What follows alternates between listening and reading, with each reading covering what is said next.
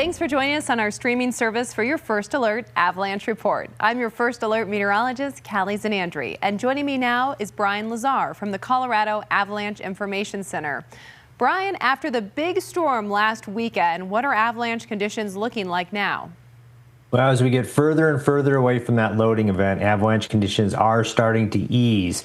And let me show you what that looks like. You can see that a lot of the state now has moved to moderate avalanche danger, even some areas of low popping up in the map. And this is as of Thursday afternoon. As we get further into the weekend, we expect these areas of considerable danger that are lingering in the northern mountains to also stabilize. And we'll see widespread moderate avalanche danger across most of the state, with some areas even getting to low danger. And the reason is quite simple. We had, after our last loading event, a bunch of avalanche activity, and this bar chart shows the number of avalanches by day. And you can see that it peaked, as we went into Friday and into Saturday with all of that loading from, the 1 to 2 feet of snow that we got last weekend. And since then, we've just been on this precipitous decline in avalanche activity as the snowpack adjusted to that new load. So what's driving all of the avalanche danger? The avalanches are becoming less likely to trigger, but we still have this snowpack structure which can produce avalanches in these specific locations. So what we've got is essentially the top half to 2/3 of the snowpack is all the storm snow that basically fell from the last weekend. And that is sitting on the early season snow that lingered on all but southerly facing slopes at lower elevations. And so the storm snow from last weekend settled into a slab, breaking on that older underlying snow. And what that means is that we've got a persistent slab avalanche problem because those weak layers near the ground stick around for a long time, and hence the term persistent. And you can see these northerly and easterly facing slopes remain the most dangerous. Size is generally small. Most of these avalanches are on the small side because we still don't have a ton of snow. But you can see now that we've bumped up to what we call large avalanches, and those are size 2, and that means they're big enough to bury, injure, or kill a person.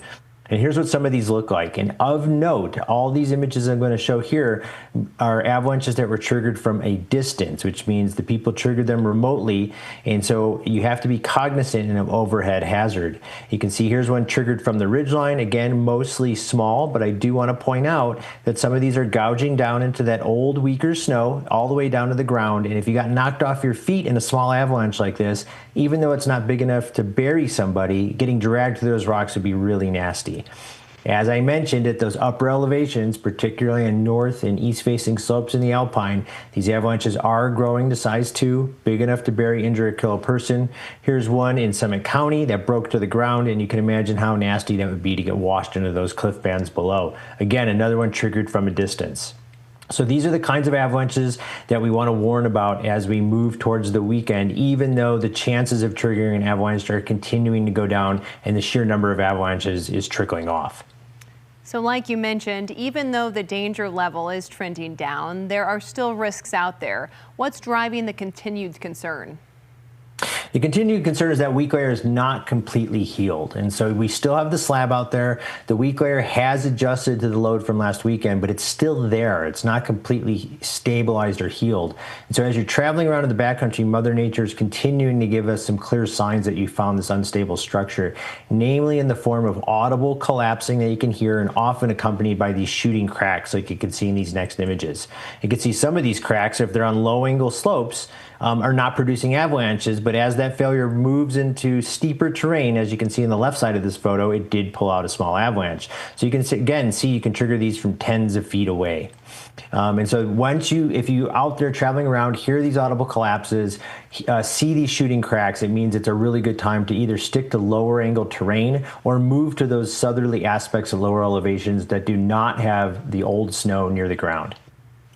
Now, looking ahead to the weekend, we are expecting temperatures well above normal in the high country. How will that warmer weather impact avalanche conditions? Yeah, it's an important point. I mean, these are really warm temperatures. As you can see here, these greens and browns are, temperatures in the 40s, maybe even in the 50s at 11,000 feet. And even though it is mid-December with temperatures in the 40s and 50s at 11,000 feet, we can see wet avalanche activity. Here's just an example of a time series of temperature. The red line are high temperatures.